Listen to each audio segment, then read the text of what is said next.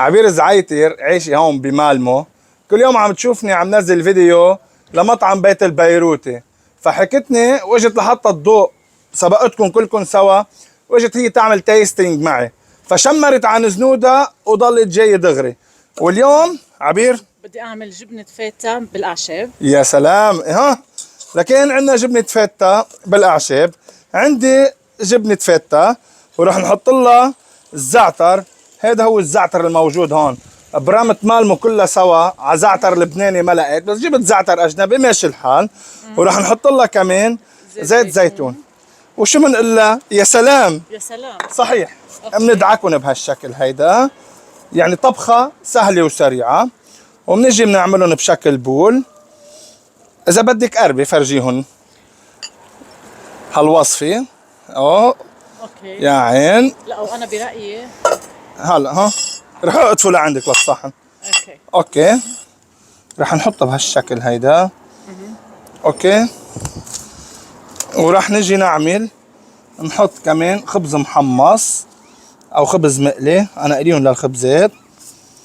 وهيدي الوصفة رح تذوقوها قريبا وين؟ بمطعم بيت البيروتي بمالمو.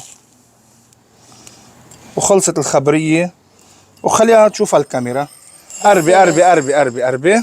كمان انا بفضل انك تحط لها يلا انت هلا انا شوي قدمته بهالشكل، انت كيف ما بدك روحي. كمان.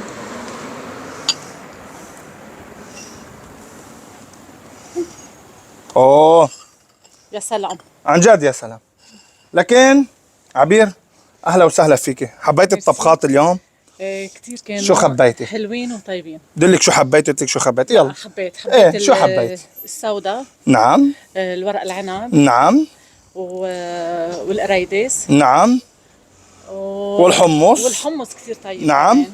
والمتبل. والمتبل. نعم هودي تقريبا نحن كان كل شيء حلو بعدنا طيب. شيء من بو قريبه.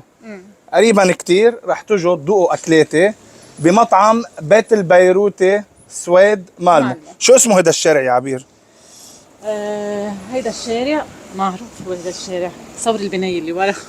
ليكوا البناية اللي ورانا، خلص هاي البناية اللي ورانا وهذا الشارع مقابيلها دغري.